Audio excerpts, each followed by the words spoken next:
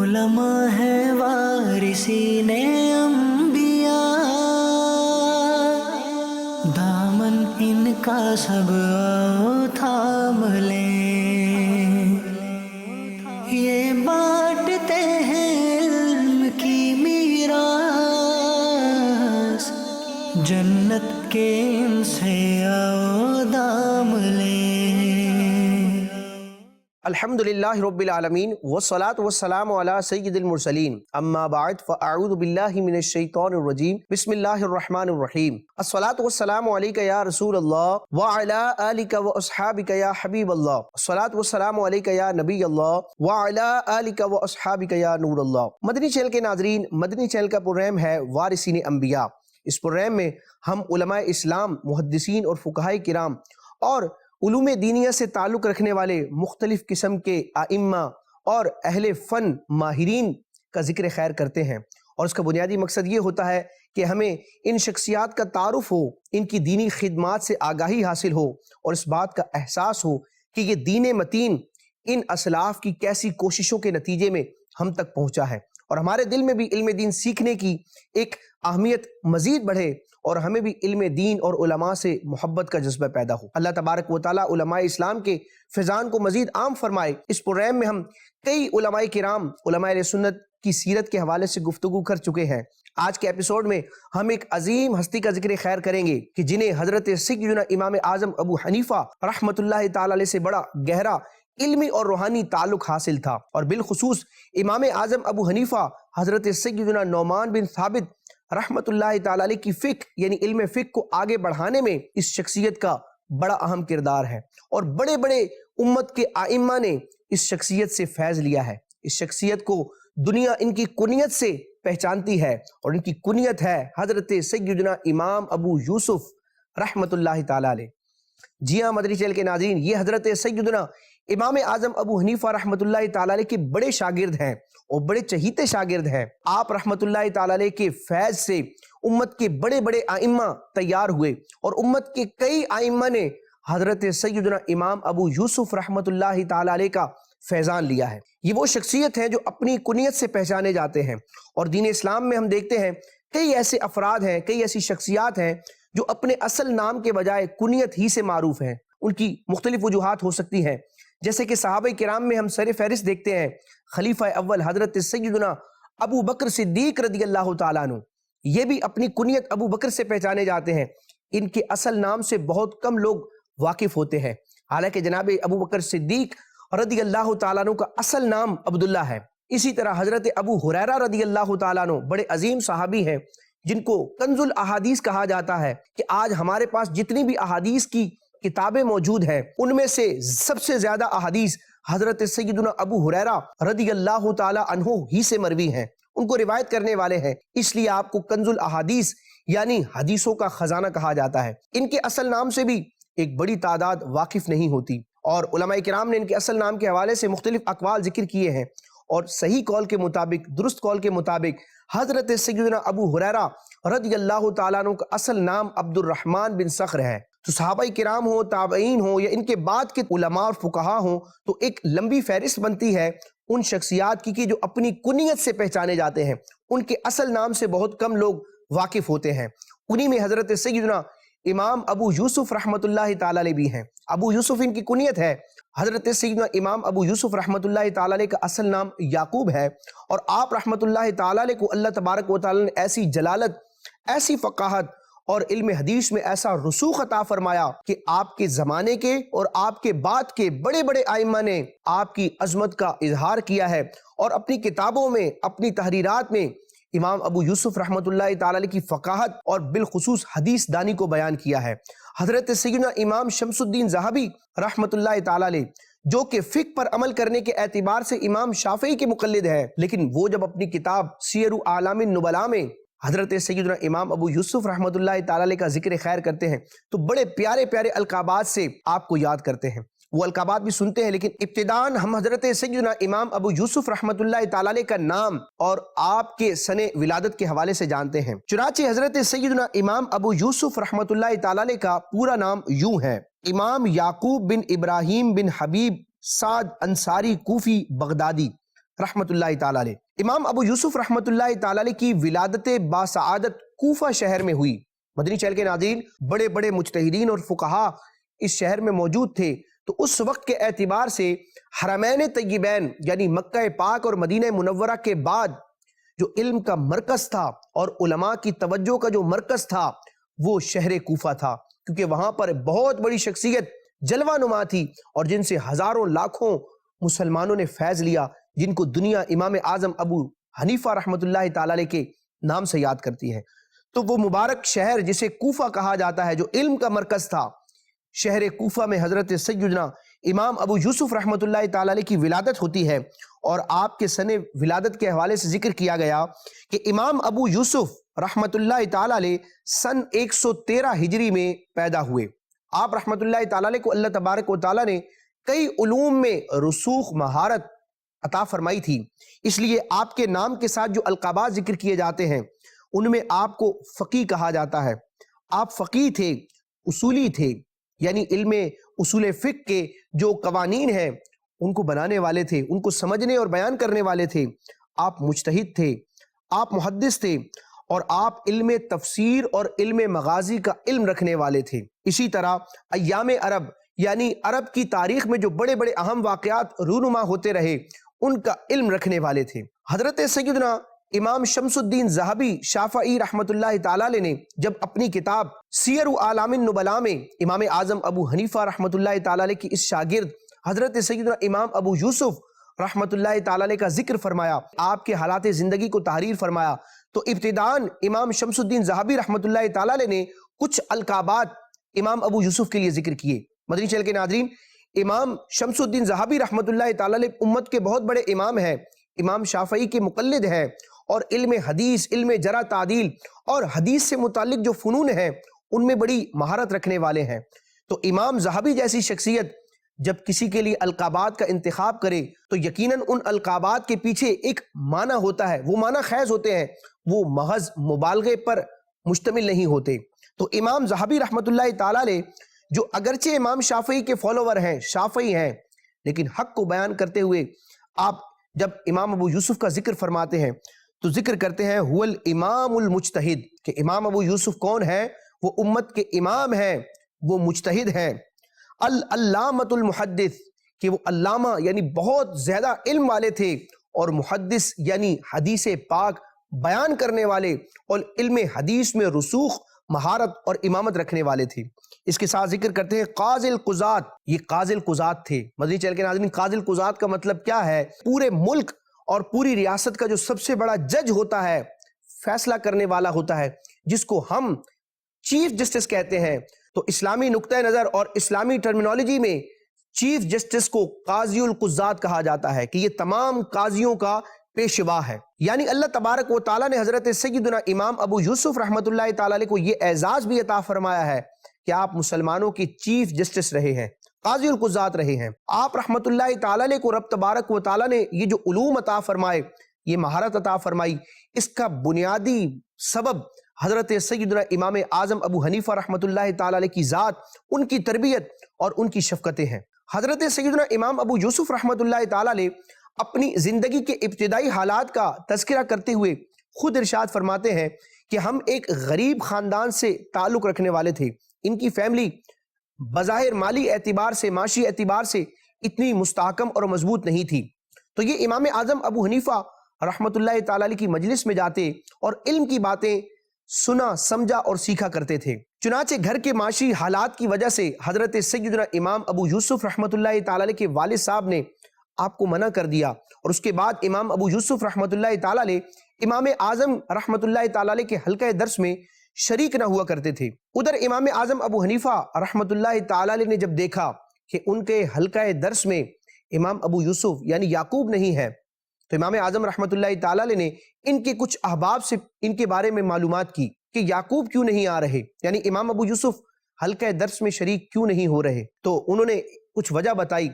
جب امام ابو یوسف رحمۃ اللہ تعالی علیہ کی بے تابی بڑھی تو امام ابو یوسف فرماتے کہ میں خود ایک دن امام اعظم ابو حنیفہ رحمۃ اللہ تعالی علیہ کی مجلس میں آپ کے حلقہ درس میں شریک ہو گیا۔ جب وہ محفل برخاست ہوئی تو امام اعظم ابو حنیفہ رحمۃ اللہ تعالی علیہ نے امام ابو یوسف سے نہ آنے کی وجہ پوچھی۔ اس پر امام ابو یوسف رحمۃ اللہ تعالی علیہ نے اپنے گھر کے معاشی حالات کے حوالے سے بتایا اور ساری جو صورتحال تھی اس کو ذکر کیا۔ امام اعظم ابو حنیفہ رحمۃ اللہ تعالی علیہ اندر تشریف لے گئے اور ایک تھیلی لا کر امام ابو یوسف کو دی اور فرمایا کہ اس سے گزارا چلاؤ اور جب یہ ختم ہو جائے تو پھر مجھے اطلاع کر دینا، اللہ تبارک و تعالی برکت دے گا۔ امام ابو یوسف رحمۃ اللہ تعالی علیہ فرماتے ہیں کہ جب اس تھیلی کو میں نے کھول کر دیکھا تو اس میں تقریباً 100 درہم موجود تھے، یعنی 100 چاندی کے سکے موجود تھے۔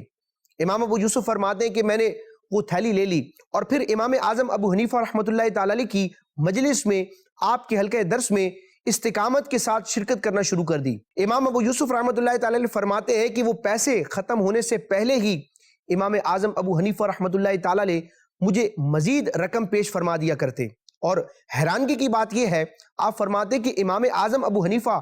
رحمۃ اللہ تعالی علیہ مجھے پیسے تو دے دیتے لیکن اس حوالے سے پوچھ گچھ نہ کرتے کہ وہ پیسے تم نے کہاں خرچ کیے اور کن کن کاموں میں ان کا استعمال کیا۔ امام اعظم ابو حنیفہ رحمۃ اللہ تعالی علیہ اس طرح اپنے شاگرد حضرت سیدنا امام ابو یوسف رحمۃ اللہ تعالی علیہ پر شفقت اور کرم نوازی فرماتے رہے کہ انہیں علوم دینیہ سے آراستہ بھی کرتے رہے، علم بھی سکھاتے رہے اور معاشی اور دنیاوی اعتبار سے بھی ان کی معاونت کرتے رہے۔ یہ سلسلہ چلتا رہا یہاں تک کہ رب تبارک و تعالی نے امام اعظم ابو حنیفہ رحمۃ اللہ تعالی علیہ کی صحبت کی برکت سے امام ابو یوسف رحمۃ اللہ تعالی علیہ کو ایک علم کے اعلیٰ مقام پر فائز فرمایا کہ دنیا نے پھر آپ کو مجتہد کے تعارف سے پہچانا۔ مجتہدین کا جو دوسرا درجہ اور طبقہ ہوتا ہے جن کو مجتہدین فی المذہب کہا جاتا ہے، امام ابو یوسف رحمۃ اللہ تعالی علیہ امام اعظم کی برکت اور تربیت اور ان احسانات کے نتیجے میں رب کے فضل سے مجتہد فی المذہب کے منصب پر فائز ہوئے۔ علامہ ابن عابدین شامی رحمۃ اللہ تعالی علیہ نے اپنی کتاب شرح عقود رسم المفتی میں جہاں مجتہدین کے طبقات کا ذکر فرمایا، وہیں پر دوسرے طبقے مجتہدین فی المذہب میں حضرت سیدنا امام ابو یوسف رحمۃ اللہ تعالی علیہ کا ذکر فرمایا۔ مدنی چینل کے ناظرین، امام اعظم نے جو حضرت امام ابو یوسف رحمۃ اللہ تعالی علیہ کے ساتھ یہ احسان کا برتاؤ کیا، یہ شفقت کا برتاؤ کیا، یہ 1-2 مہینے یا 1-2 سال تک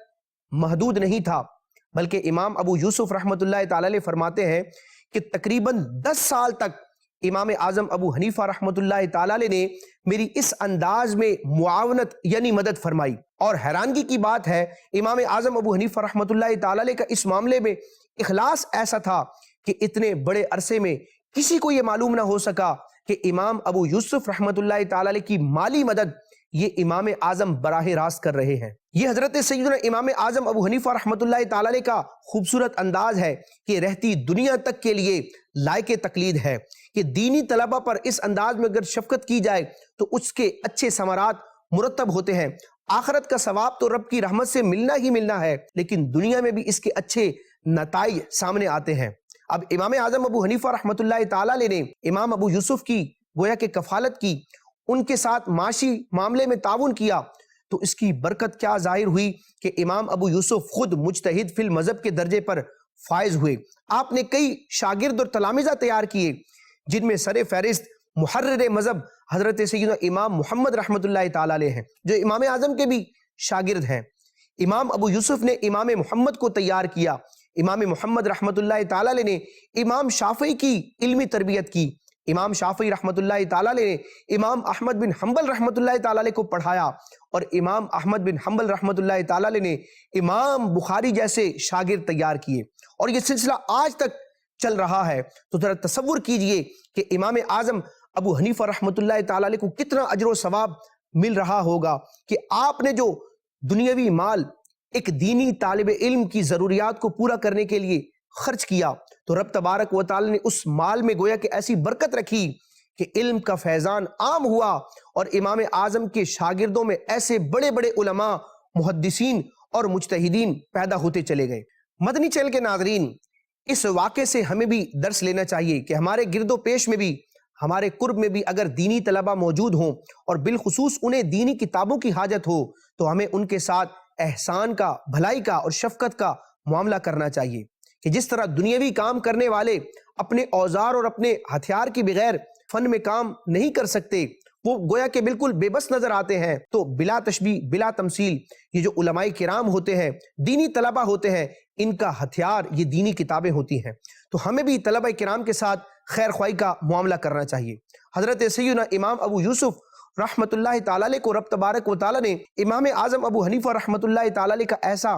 فیض عطا فرمایا کہ آپ علم فقہ میں بھی امامت کا اجتہاد کا درجہ رکھتے ہیں، اور اس کے ساتھ ساتھ علم حدیث میں بھی آپ کا کوئی ثانی نہیں تھا۔ بڑے بڑے امت کے محدثین نے اور علم جرح و تعدیل کے ائمہ نے جہاں محدثین کرام کا ذکر خیر کیا، وہیں پر امام اعظم ابو حنیفہ رحمۃ اللہ تعالی علیہ کی اس شاگرد کا بھی ذکر کیا ہے، اور امت کے بڑے بڑے اکابرین نے محدثین نے حضرت سیدنا امام ابو یوسف رحمۃ اللہ تعالی علیہ کو فقیہ اور مجتہد کے ساتھ ساتھ محدث کا ٹائٹل بھی دیا ہے۔ امت کے بڑے بڑے اکابرین نے حضرت سیدنا امام ابو یوسف رحمۃ اللہ تعالی علیہ کا بڑے خوبصورت انداز میں ذکر کیا ہے۔ اعلیٰ حضرت امام علیہ سنت کا ایک رسالہ ہے جو فتاوی رضویہ شریف کی 27ویں جلد میں موجود ہے، جس کا نام الفضل الموہبی ہے۔ اس رسالے میں جہاں حضرت سیدنا امام ابو یوسف رحمۃ اللہ تعالی علیہ کا ذکر آیا، تو اس مقام پر اعلیٰ حضرت امام احمد رضا خان علیہ رحمۃ الرحمن نے امت کے کئی اکابرین کا اور علماء کا تذکرہ کیا، اور ان کے اقوال کو ذکر کیا کہ امت کے بڑے بڑے علماء امام ابو یوسف رحمۃ اللہ تعالی علیہ کی حدیث دانی کے حوالے سے کیا تاثرات رکھتے ہیں۔ چنانچہ اعلیٰ حضرت امام علیہ سنت نے اپنے رسالے الفضل الموہبی میں حضرت سیدنا امام احمد بن حنبل رحمۃ اللہ تعالی علیہ کا یہ قول ذکر کیا۔ امام احمد بن حنبل جو خود مجتہد مطلق ہیں، ائمہ اربعہ میں چوتھے امام ہیں، اور امت کے بہت بڑے محدث ہیں، تقریباً 10 لاکھ احادیث کے حافظ ہیں، مسند امام احمد جیسی عظیم الشان اور ضخیم کتاب کے مصنف ہیں، لیکن امام ابو یوسف رحمۃ اللہ تعالی علیہ کی حدیث دانی کے حوالے سے امام احمد بن حنبل رحمۃ اللہ تعالی علیہ جیسے محدث اور امام فرماتے ہیں کہ منصف فی الحدیث، کہ امام ابو یوسف کون ہے؟ یہ حدیث میں منصف ہیں، یعنی آپ کا ایک بہت بڑا مقام و مرتبہ ہے۔ اسی طرح امت کے بہت بڑے محدث، علم حدیث اور فنون حدیث پر مہارت رکھنے والے، امامت کا درجہ رکھنے والے حضرت سیدنا امام یحییٰ بن معین رحمۃ اللہ تعالی علیہ، انہوں نے جب امام ابو یوسف رحمۃ اللہ تعالی علیہ کی حدیث دانی کا تذکرہ کیا تو آپ فرماتے ہیں کہ اصحاب رائے میں یعنی فقہاء کرام کی جماعت میں امام ابو یوسف سے بڑھ کر کوئی محدث نہیں، اور نہ ہی ان سے بڑھ کر کوئی مستحکم ہے۔ اسی طرح ایک مقام پر حضرت سیدنا امام یحییٰ بن معین رحمۃ اللہ تعالی علیہ امام ابو یوسف کا ذکر کرتے ہیں اور فرماتے ہیں صاحب حدیث و صاحب سنہ، کہ امام ابو یوسف رحمۃ اللہ تعالی علیہ صاحب حدیث اور صاحب سنت ہے۔ حضرت امام ابن عدی رحمۃ اللہ تعالی علیہ اپنی کامل میں جب امام ابو یوسف رحمۃ اللہ تعالی علیہ کا ذکر کرتے ہیں تو یہی بات ذکر کرتے ہیں کہ اصحاب رائے میں یعنی فقہاء کرام کے گروہ میں امام ابو یوسف سے زیادہ بڑا کوئی محدث نہیں، یعنی امت کے بڑے بڑے محدثین، علم جرح و تعدیل اور علم اسماء الرجال کے ماہرین نے امام ابو یوسف رحمۃ اللہ تعالی علیہ کو محدثین کی جماعت میں شمار کیا ہے اور آپ کو ثقہ قرار دیا ہے۔ حضرت سیدنا امام شمس الدین ذہبی رحمۃ اللہ تعالی علیہ نے سیر اعلام النبلاء میں بھی امام ابو یوسف رحمۃ اللہ تعالی علیہ کا ذکر فرمایا، لیکن بالخصوص تذکرۃ الحفاظ میں، یعنی وہ کتاب کے جس میں محدثین کرام کا تذکرہ ہے، اس کتاب میں امام ذہبی رحمۃ اللہ تعالی علیہ نے امام ابو یوسف رحمۃ اللہ تعالی علیہ کا نام ذکر کیا ہے، اور بڑے خوبصورت ٹائٹل کے ساتھ آپ کا ذکر کیا اور عنوان دیا الامام العلامۃ فقیہ العراقیین، کہ امام ابو یوسف کون ہے؟ وہ حدیث کے فن میں بھی امام ہے، علامہ ہے، اور اہل عراق کے بہت بڑے فقیہ یعنی مفتی اور مجتہد ہے۔ اعلیٰ حضرت امام علیہ سنت نے بھی حضرت سیدنا امام ابو یوسف رحمۃ اللہ تعالی علیہ کا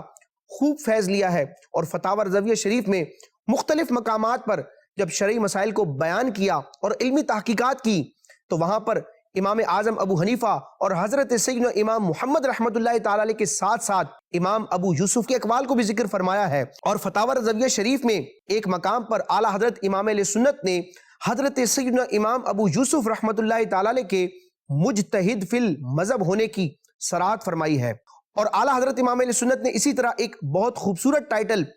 امام ابو یوسف رحمۃ اللہ تعالیٰ علیہ کے لیے ذکر فرمایا ہے۔ چونکہ امام ابو یوسف رحمۃ اللہ تعالیٰ علیہ چیف جسٹس کے عہدے پر فائز تھے، قاضی القضات تھے، تو اعلیٰ حضرت امام علیہ سنت ذکر فرماتے ہیں قاضی الشرقی والغربی، یعنی امام ابو یوسف رحمۃ اللہ تعالیٰ علیہ کون ہے؟ یہ مشرق و مغرب کے قاضی اسلام ہے۔ اور اس حوالے سے یعنی امام ابو یوسف رحمۃ اللہ تعالیٰ علیہ کے ذکر خیر کے حوالے سے اعلیٰ حضرت امام علیہ سنت کا ایک پورا رسالہ بھی موجود ہے۔ چنانچہ زکوٰۃ کے ہیلے کے حوالے سے ایک مسئلہ ہے کہ کچھ بد عقیدہ لوگوں نے اس غلط مسئلے کی نسبت حضرت سیدنا امام ابو یوسف رحمۃ اللہ تعالیٰ علیہ کی طرف کر دی، تو اعلیٰ حضرت امام علیہ سنت امام احمد رضا خان علیہ رحمۃ الرحمن نے امام ابو یوسف رحمۃ اللہ تعالیٰ علیہ کا دفاع کرنے کے لیے پورا رسالہ لکھا ہے، جس کا نام ہے رادع التعسف عن الامام ابی یوسف، جو کہ فتاوی رضویہ شریف کی 10ویں جلد میں موجود ہے۔ اللہ تبارک و تعالیٰ کی بارگاہ میں دعا ہے کہ اللہ تبارک و تعالیٰ ہمیں حضرت سیدنا امام ابو یوسف رحمۃ اللہ تعالیٰ علیہ کا فیض لینے کی توفیق عطا فرمائے، انہیں جو علوم دینیہ عطا ہوئے اللہ تبارک و تعالیٰ اس کا صدقہ نصیب فرمائے۔ امام ابو یوسف رحمۃ اللہ تعالیٰ علیہ کے فقہ حنفی پر بڑے احسانات ہیں، اور آج پوری دنیا میں جو مسلمان 4 ائمہ کی تقلید کرتے ہیں، جن کو ائمہ اربعہ کہا جاتا ہے، امام اعظم ابو حنیفہ، امام مالک، امام شافعی، امام احمد بن حنبل، جو چاروں برحق ہیں، اہل سنت ہیں، لیکن سب سے زیادہ مسلمان امام اعظم ابو حنیفہ کی فقہ کو فالو کرتے ہیں۔ اس کی وجوہات کیا ہیں؟ اس کی ایک وجہ علماء کرام نے یہ ذکر فرمائی کہ جب امام ابو یوسف رحمۃ اللہ تعالیٰ علیہ چیف جسٹس بنے تو آپ ریاست کے امور کے فیصلے امام اعظم ابو حنیفہ رحمۃ اللہ تعالیٰ علیہ کی فقہ کے مطابق کرتے، تو یوں امام ابو یوسف رحمۃ اللہ تعالیٰ علیہ کی ان خدمات کے نتیجے میں فقہ حنفی کو فروغ ملا ہے۔ اللہ تبارک و تعالیٰ ہمیں بھی دین متین کی خدمت کرنے کی توفیق عطا فرمائے، اور اپنے ان محسنین کو یاد کرنے، ان کی سیرت کو پڑھنے اور اس پر عمل پیرا ہونے کی توفیق عطا فرمائے، آمین بجاہ النبی الامین صلی اللہ تعالی علیہ وسلم۔ مدنی چینل دیکھتے رہیے۔ علماء ہے وارثین انبیاء، دامن ان کا سب آؤ تھام لیں، یہ بانٹتے ہیں علم کی میراث، جنت کے ان سے آؤ دام لیں۔